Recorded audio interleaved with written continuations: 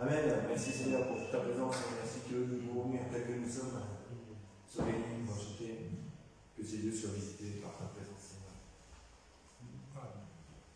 Que ces lieux soient visités par ta sainte présence. Que ces lieux soient balayés par le vent de ton esprit. Lève-toi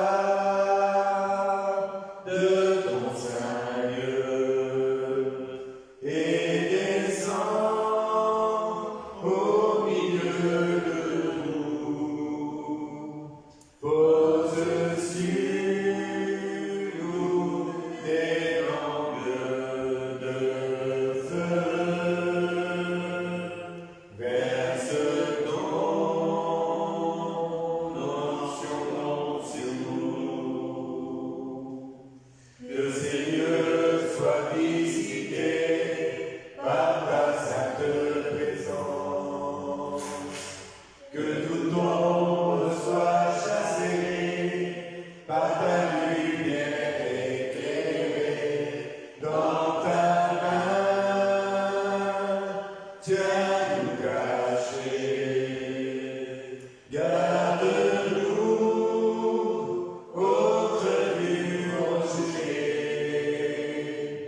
Lorsque tu passeras parmi nous, que ta bonté soit proclamée.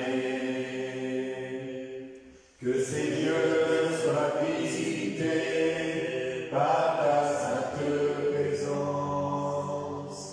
Que ces lieux soient les témoins de l'action de ton esprit dans ta gloire. Viens maintenant, unis-nous en cet instant. Que ta vie jaillisse en abondance. Nous allons voir ta puissance. Que ces lieux soient visités par ta sainte présence. Que ces lieux soient les témoins de l'action de ton esprit dans ta gloire. Viens maintenant, unis-nous en cet instant. Que ta vie jaillisse en abondance. Nous allons voir ta puissance. Amen, oui, nous confessons ces paroles par la foi. Seigneur, tu vas visiter ces lieux et nous allons voir ta puissance, Seigneur. Vous êtes très mauvais, je vais demander au frère Salvatore de remettre ces moments devant le Seigneur. Seigneur Jésus-Christ, tu nous as orientés dans ta demeure ici pour t'adorer, pour te louer, pour te prier, Seigneur. Nous te remercions pour ce que nous allons apprendre ici, ton message que tu envoies par le biais de tes serviteurs.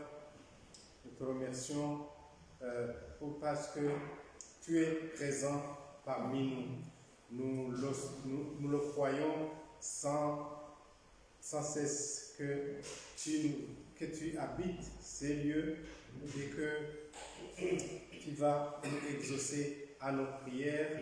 Merci Seigneur que tu vas guérir nos maladies, que tu vas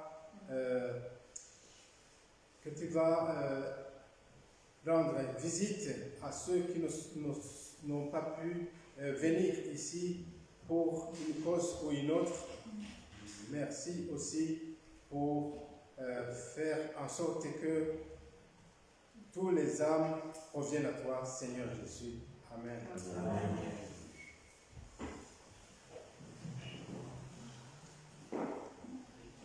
Quand j'ai besoin d'amour, quand j'ai besoin de paix, quand j'ai besoin de consolation, Seigneur, tu es là. Quand j'ai besoin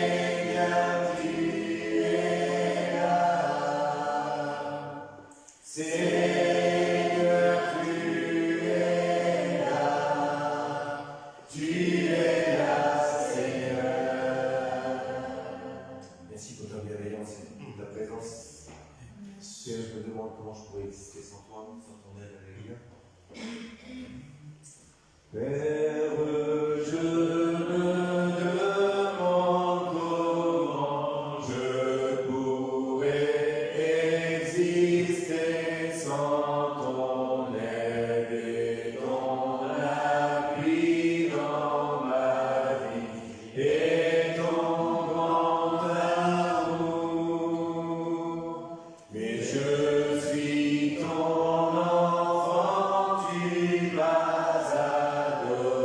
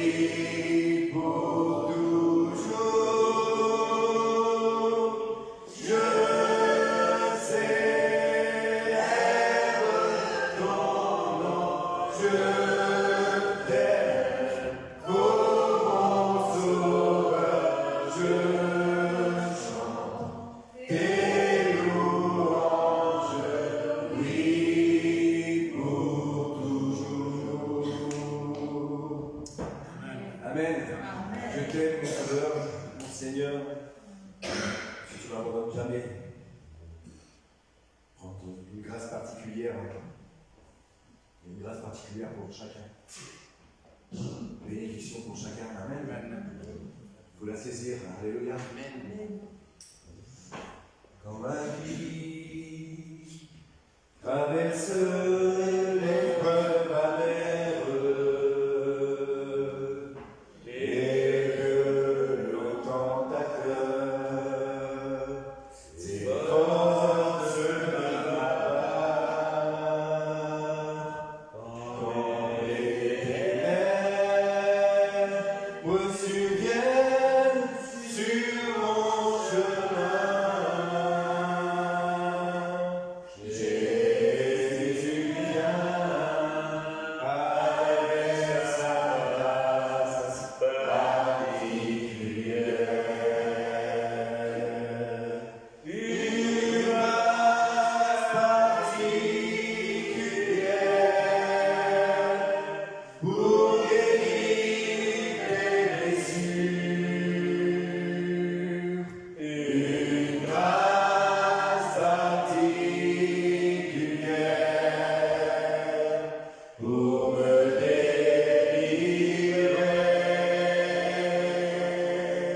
Jésus l'a donné, cette grâce particulière. Une grâce particulière m'a sauvé. C'est que tu n'as jamais été car ton péché te condamner au jugement. Mais on t'a dit que Jésus a pris ta place au calvaire avec sa grâce particulière. Une grâce particulière pour guérir les blessures. Une grâce particulière pour me délivrer. Jésus l'a donné, cette grâce particulière. Une grâce particulière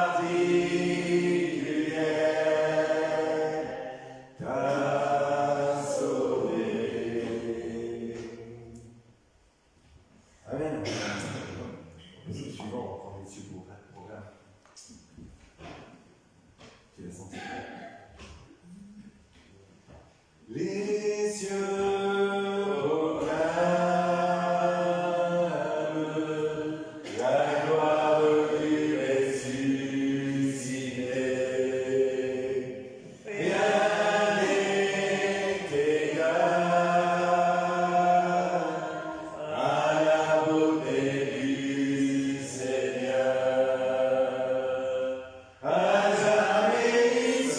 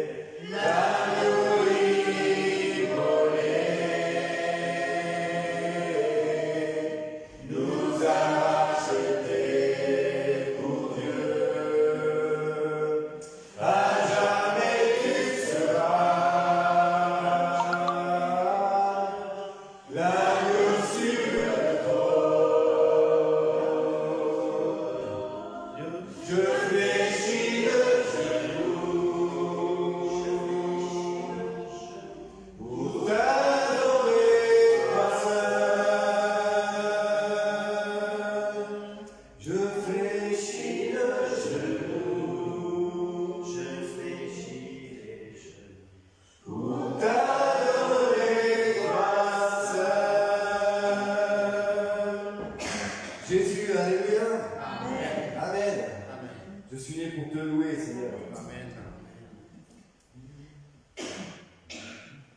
Je suis né pour te louer.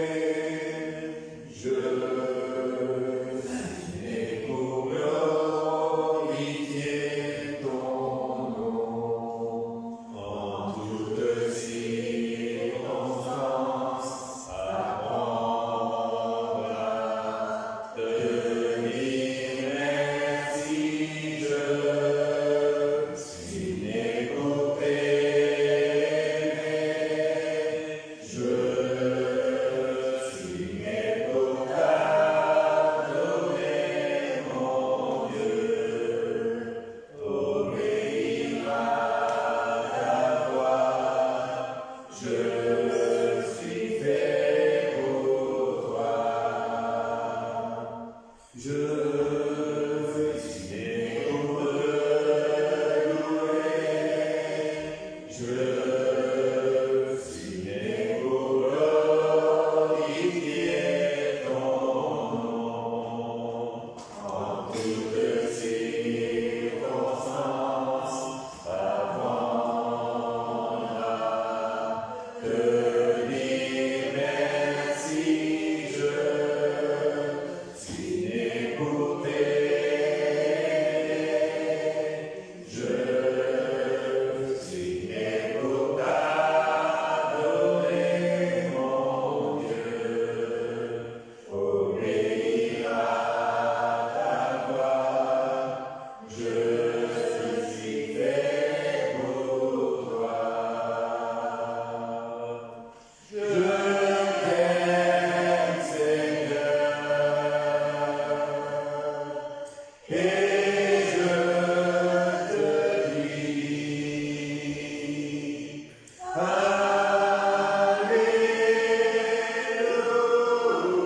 Alléluia. Je te bénis. Je t'aime, Seigneur, et je te dis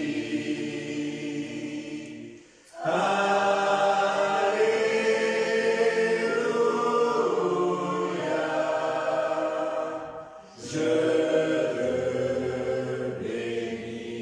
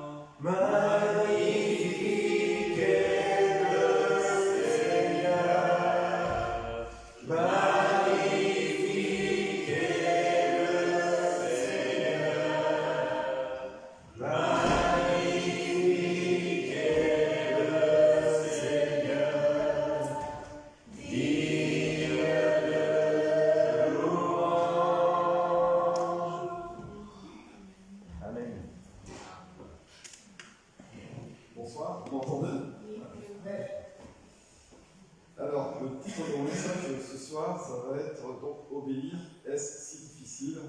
Ou on pourrait même dire obéir, est-il facile? Alors ce titre fait suite à la pensée de ma lecture de la Bible. J'avais déjà été surpris de la désobéissance des hommes envers Dieu dans le livre des Juges. Ce peuple, dont les anciens avaient été sauvés de l'esclavage par Dieu, qu'il avait pu sortir d'Égypte, ils ont laissé tomber au détriment d'autres dieux. Mais lorsque les épreuves étaient trop éprouvantes, ce même peuple se tournait vers l'Éternel en lui demandant de leur pardonner.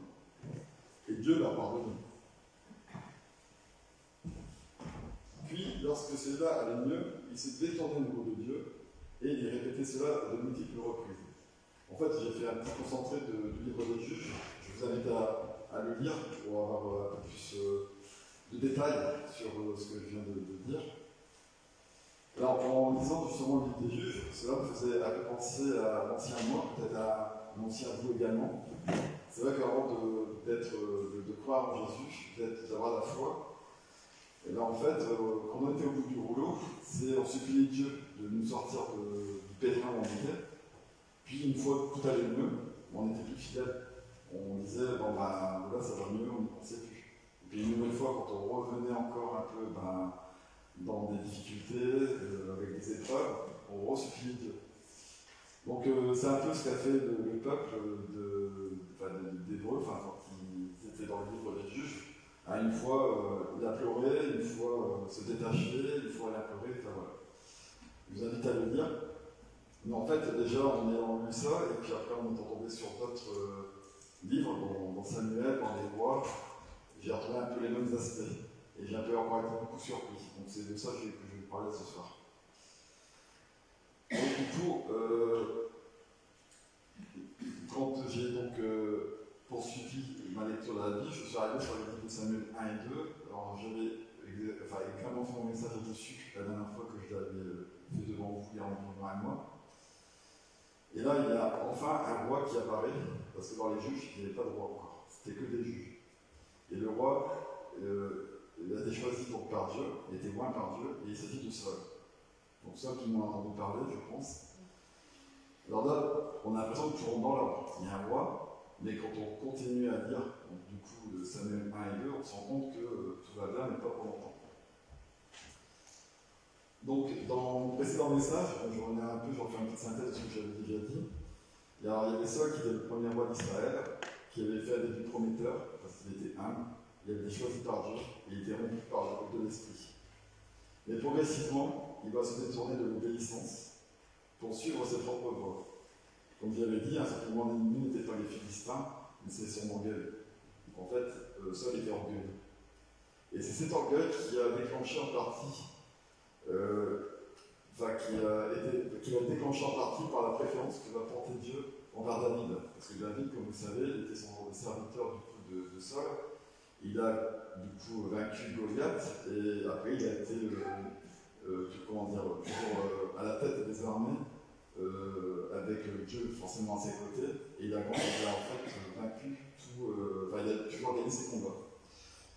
Donc du coup, le peuple commence à voir que David et toujours proclamer David, et du coup, Saul est un peu mis de côté, alors que lui il est roi, et du coup, ça il ne supporte pas, et ça va conduire à la jalousie. D'ailleurs, toutes les femmes, quand on le lit dans Samuel 1, toutes les femmes de la ville chantent l'accord de David, et ils humilient le roi, avec leur chant. Alors, Saul, forcément, il se rend compte qu'avec la jalousie, le côté un peu, on va dire, entre guillemets, obscur qu'il n'a pas, parce que la jalousie, tout ça, c'est un peu le mal qui l'envahit, quoi. Il se rend compte, en fait, que Dieu n'est plus avec lui, et qu'il est avec David. Dès lors, il perçoit David comme un ennemi qu'il faut se débarrasser. Et quand vous lisez Samuel, en tout cas 1 Samuel et 2 Samuel, ouais, je pense que c'est aussi dans 2 Samuel, il y a toujours Saul qui veut absolument contrer David et surtout le tuer, s'en débarrasser. Alors ce qu'il faut savoir ici, c'est que Dieu n'a pas abandonné Saul. C'est Saul, par son comportement, qui a abandonné Dieu. Sa désobéissance a provoqué sa chute, et non Dieu qui l'a abandonné. C'est vraiment sa désobéissance à lui qui a provoqué sa chute. Il n'a pas respecté ce que Dieu lui avait demandé. Il devait attendre Samuel pour offrir le sacrifice, mais l'attente le rend nerveux. Donc l'armée qui était avec lui se disperse, il panique et offre lui-même le sacrifice. L'obéissance attend même quand c'est difficile, alors que l'orgueil, elle se justifie toujours. Bon, tout ça, vous pouvez le retrouver dans la lecture de 1 Samuel. Et ça, donc du coup, il y a eu cette première désobéissance, et la deuxième obéissance, Dieu avait demandé du coup à Saul de détruire totalement Amalek. Mais Saul épargne le roi Agag, et le meilleur du bétail. Donc en fait, il n'a pas obéi à Dieu. Il a voulu quand même garder, conserver certaines choses, alors que Dieu avait dit de tout détruire. Alors quand Samuel le confronte, seulement il se justifie. Et il dit d'avoir gardé le bétail pour le sacrifice à Dieu. Samuel va alors expliquer que en fait, Dieu avait demandé d'obéir plutôt que les sacrifices. Et du coup, c'est là où est dit dans Samuel 1, 15, verset 23,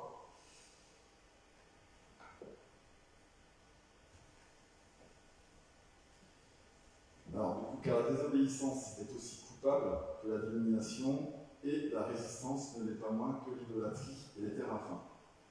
Donc, puisque tu as rejeté la parole de l'Éternel, il te rejette aussi comme moi. Donc en fait, Samuel dit bien que c'est lui qui a voulu mettre fin du coup à cette confiance, cette fidélité qu'il avait envers Dieu, parce qu'en fait, il a voulu faire qu'à sa tête et il n'a pas obéi. Donc du coup, il a été rejeté comme moi. Alors ensuite, c'est à partir de ce moment que David est choisi comme successeur. Il est loin aussi par Dieu, et c'est lui qui va prendre du coup la relève. David lui-même, pour ceux qui connaissent également l'histoire de David, n'est pas non plus empêché, puisqu'il a aussi pris pour femme une femme qui était déjà promise d'un autre homme, et il a même été jusqu'à assassiner cet homme pour pouvoir garder en fait cet adultère en gros. Mais il a demandé pardon à Dieu, il s'est repenti, et Dieu l'a pardonné. Alors, la grande différence entre Saul et David, c'est que David a toujours été fidèle à Dieu, il a toujours aimé l'Éternel, et du coup, Dieu a toujours aimé David. Il a toujours, su répondre à Dieu, il lui a obéi. Et d'ailleurs, il était tellement, attaché à Dieu et à tout ce qui appartenait à Dieu, qu'il a eu la possibilité de tuer Saul, mais comme Saul avait été loin par Dieu, il l'a épargné. Donc, nous avons l'impression, en lisant la suite, que la relève de David, qui n'est autre que Salomon, un de ses fils, va poursuivre dans la même lignée que son père. Donc c'est ce qu'on lit dans 1 Roi. Il va poursuivre son règne dans la lignée que son père au départ. Il va même pouvoir construire une maison pour Dieu et pour lui-même, puisque David n'a pas pu construire la maison pour Dieu vu qu'il a dû plutôt combattre des armées. Donc Dieu avait promis que c'était son fils qui construirait la maison. Mais au fil de ma lecture, donc quand je suis arrivé à 1 Roi chapitre 11, j'ai épargné tout que je pourrais lire, de nouveau il y a la désobéissance qui fait son retour. Parce que Salomon, en fait, il courtise du coup des femmes que Dieu avait pourtant interdit d'approcher. Et l'amour a fait chavirer son cœur, et il abandonne Dieu au profit d'autres dieux, les dieux que croyaient ces femmes. Donc tout ça pour vous dire que dans un premier point que je voulais vous voir, c'est qu'on a donc le choix d'obéir ou pas. Et c'est toujours difficile de faire le bon choix. On est toujours tenté, on se dit est-ce que c'est ça qu'il faut faire, ça qu'il ne faut pas faire. On se met toujours à Dieu, est-ce que Dieu, tu peux vraiment me guider vers ce que je dois faire, pour la bonne décision. Et c'est pas facile. Mais par contre, ne pas obéir, ça peut avoir de grandes conséquences, comme on vient de le voir au-dessus. Il peut d'ailleurs amener à la perte de la personne, la perte de confiance, et la perte de tout objet, de tout attachement. Vraiment, ça a de lourdes conséquences. Bon, je vais prendre un deuxième exemple.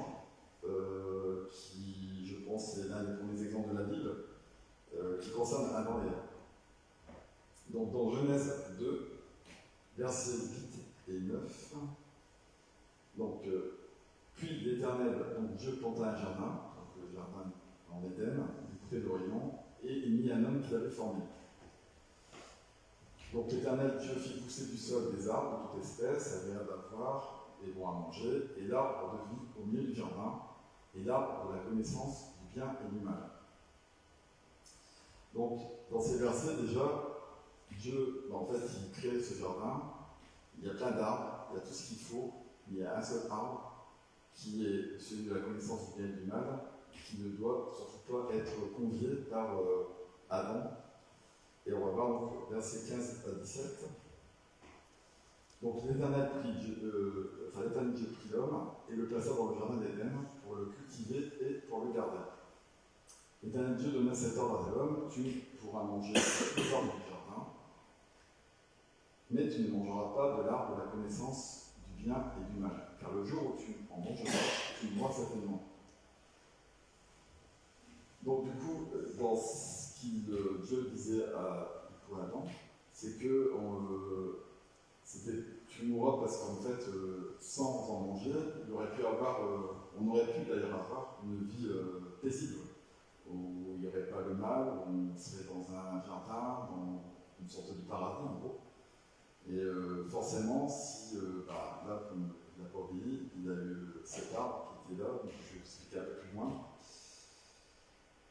Il a fait le mauvais choix, il a mangé donc cet arbre, enfin un fruit de cet arbre. Donc du coup, l'homme, donc Adam, connaîtra les deux états. Le dilemme se présentera à lui. En effet, il aura la tentation. Pourquoi il me dit de ne pas manger cet arbre? Et son choix a été de désobéir à Dieu. La désobéissance, elle découle de la tentation. Celle-ci est engendrée par Ève et des du serpent. Donc, on va lire dans Genèse 3, versets 1 à 6. Donc, le serpent était le plus rusé de tous les animaux des champs que l'Éternel Dieu avait fait. Il dit à la femme: Dieu a-t-il réellement dit: vous ne mangerez pas de tous les arbres du jardin? La femme répondit au serpent: nous mangeons du fruit des arbres du jardin.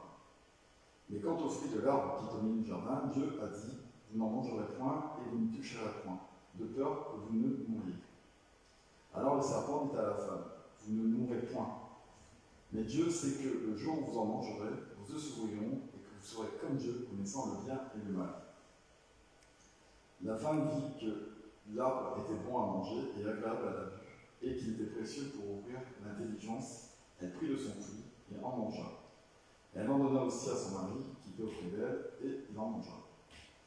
Donc, dans ces versets, l'homme est tout seul, il y a une multitude d'animaux, il y a une femme, il y a Ève, et parmi eux, il y a le serpent. Le serpent, comme il est montré là, il peut assimiler à la chair. En effet, malgré notre foi, notre volonté à rester droit, il y a un serpent en nous qui peut nous tenter et pour aboutir forcément à la désobéissance. Pourtant, au départ, on a le choix entre obéir ou désobéir.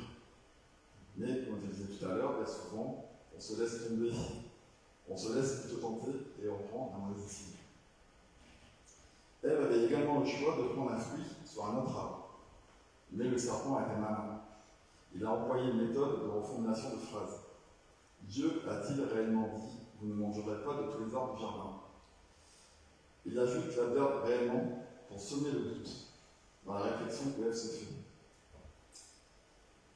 Il va plus loin. Une fois avoir semé l'embrouille, il lui fait croire que Dieu lui aura ordonné de ne pas manger de peur qu'il connaisse la vérité et devienne égaux à lui-même, à Dieu. Du coup, la tentation est trop forte. Elle en mange le fruit défendu, elle en propose à Adam qui se laisse influencer. Je vais prendre un autre exemple, donc l'exemple de Moïse. Moïse avait une vie de rêve auprès de Pharaon. C'est vrai, il manquait de rien, il avait tout ce qu'il voulait, il pouvait commander, il était vraiment là, une place vraiment unique, il manquait vraiment de rien. Mais ils avaient fait le choix de rejoindre les siens et de servir Dieu. Dieu lui a confié la mission de conduire le peuple hébreu en Israël. Une grande responsabilité pour un homme dévoué à Dieu. Donc Moïse, lui, a pris la bonne décision. Il a pris cette décision d'obéir à Dieu et il a quand même, eu plein de bénédictions dans sa vie. Maintenant, je prends l'exemple de Job. Alors Job, pour ceux qui ont déjà lu le livre de Job, vous savez qu'il a été mis à l'épreuve par Satan en accord avec Dieu. Pour montrer à quel point Job lui était fidèle à Dieu. En fait, c'est une sorte d'épreuve pour montrer que Dieu voulait montrer à Satan, Job, que en fait, Job était vraiment fidèle, malgré tout ce qu'il avait, il restait fidèle à Dieu. Donc il a tout perdu. Il a perdu ses enfants, il a perdu plus ou moins l'estime, si on peut dire ça comme ça, de sa femme, et lui-même a été atteint d'une maladie, donc de la lèpre. Il a souffert, mais il est resté attaché à Dieu tout au long de sa souffrance. Malgré tous les obstacles, tout ce qu'il a pu engendrer parmi tout ce livre, toutes les personnes qui sont venues peut-être essayer de lui faire comprendre qu'il devait se défaire de Dieu, il est resté fidèle à Dieu. Et en restant fidèle à Dieu, il a tout gagné, puisque Dieu lui a permis de guérir, d'avoir autant d'enfants qu'il en avait au départ, et d'avoir une vie paisible. Donc on peut dire que Job a pris la bonne décision, il a obéi à Dieu. Un autre exemple également d'obéissance, Abraham. Quand Dieu lui a demandé d'offrir Isaac son fils, il a obéi sans discuter. C'était difficile car je pense, comme moi-même, et je pense que vous-même, on aurait du mal à donner notre enfant en sachant qu'il serait peut-être sacrifié, sans savoir s'il allait être sacrifié ou pas, mais en tout cas, on partait dans la décision qu'il serait sacrifié. Mais l'obéissance d'Abraham a déclenché la bénédiction qu'il a eue. Maintenant, je vais prendre un autre exemple, forcément celui de Jésus. Dans le désert, pendant 40 jours, sans manger ni boire, Jésus-Christ lui-même fut tenté par le diable. Donc dans Luc 4, versets 1 à 13, là c'est un bon verset, Jésus, rempli du Saint-Esprit, revint du Jourdain et il fut conduit par l'Esprit dans le désert, où il fut tenté par le diable pendant 40 jours. Il ne mangea rien durant ces jours-là, et après qu'il fut écoulé, il eut faim. Le diable lui dit, si tu es fils de Dieu, ordonne à cette pierre qu'elle devienne du pain. Jésus lui répondit, il est écrit, l'homme ne nous fera pas de pain seulement. Le diable l'ayant élevé, lui montra en un instant tous les royaumes de la terre. Et il lui dit, je te donnerai toute cette puissance et la gloire de ces royaumes, car elle n'a pas été donnée, car elle m'a été donnée, et je la donne à qui je veux. Donc tu m'adores, elle sera toute à toi. Jésus lui répondit, il est écrit, tu adoreras le Seigneur, ton Dieu, et tu le serviras lui seul. Le diable le conduisit, et encore à Jérusalem, le plaça sur le haut du temple, et lui dit, si tu es fils de Dieu, jette-toi d'ici en bas, car il est écrit, il donnera des ordres à ses anges à ton sujet, afin qu'ils te gardent. Et ils te porteront sur les mains, de peur que ton pied ne heurte contre une pierre. Jésus lui répondit, il est dit, tu ne tenteras point le Seigneur ton Dieu. Après l'avoir tenté de toutes ces manières, le diable s'éloigna de lui jusqu'à un moment favorable. Donc, quand on lit ces versets, on voit bien que Jésus a vraiment été tenté de toutes les manières. Mais il ne s'est jamais laissé avoir par le diable. Il est resté droit. Pourtant, les choses promises par le diable, en tout cas certaines, étaient vraiment alléchantes. Surtout qu'il n'avait ni bu, ni mangé, et qu'il était dans le désert depuis 40 jours. Il a d'abord eu la transformation des pierres en pain pour calmer sa faim, puis se jeter du sommet du temple de Jérusalem afin de voir si Dieu le protégerait, et enfin s'incliner et se prosterner devant le diable pour obtenir le pouvoir sur tous les royaumes du monde. Mais Jésus avait pris sa décision, et cette décision, c'était d'obéir à son Père Dieu. Et il a fait le bon choix. Si là maintenant on parle de la désobéissance, alors la désobéissance, on peut dire qu'elle ferme la porte de la prière. Quand on désobéit, il est difficile après de prier pour demander, et surtout avoir être exaucé. Donc dans Ésaïe 59, versets 1 et 2, il est dit, Non, la main de l'Éternel n'est pas trop courte pour sauver, ni son oreille trop dure pour entendre, mais ce sont vos crimes qui mettent une séparation entre vous et votre Dieu. Ce sont vos péchés qui cachent sa face et l'empêchent de vous écouter. Donc en fait, c'est nous, quand on ne croit pas ce qu'on dit, qu'on désobéit, qu'on n'est pas en règle avec Dieu, qu'on met quelque part une sorte d'obstacle entre ce qu'on lui demande et ce qui peut être exaucé. C'est qu'en nous refusant d'obéir, nous dirigeons en fait un mur spirituel entre nous et Dieu. C'est pourquoi certaines prières ne sont pas exaucées, non pas parce que Dieu ne veut pas, mais parce que nous résistons à sa volonté. Alors l'obéissance attire la faveur, la présence de Dieu. Dans Deutéronome 28, versets 1 et 2, il est dit: si tu obéis à la voix de l'Éternel, ton Dieu, en observant et en mettant en pratique tous ces commandements que je te prescris aujourd'hui, l'Éternel ton Dieu te donnera la supériorité sur toutes les nations de la terre. Voici toutes les bénédictions qui se répandront sur toi et qui seront ton partage lorsque tu obéiras à la voix de l'Éternel ton Dieu.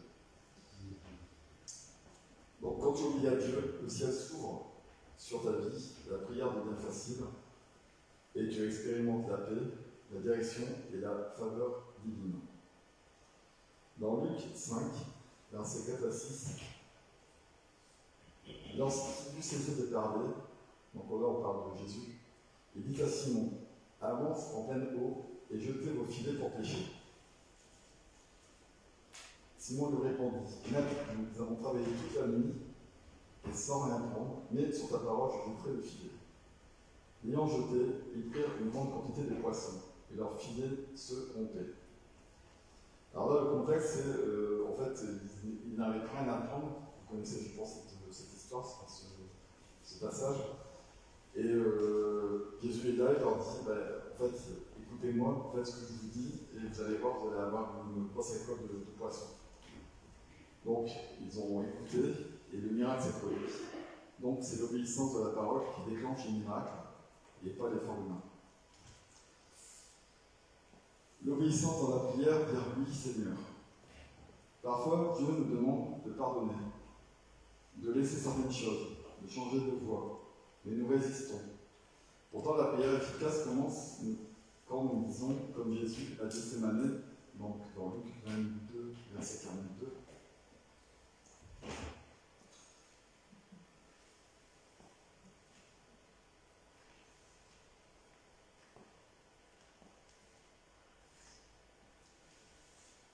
Alors, Père, si tu voulais éloigner de moi cette coupe, toutefois que ma volonté ne se fasse pas, mais la tienne.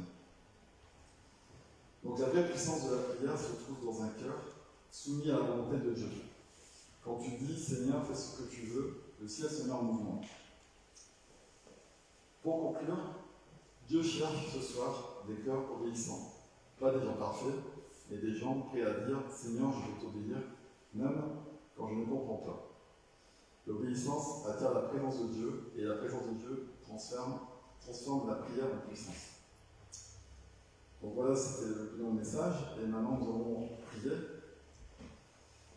Alors Seigneur, pardonne les moments de résistance, aide-moi à te dire oui sans condition.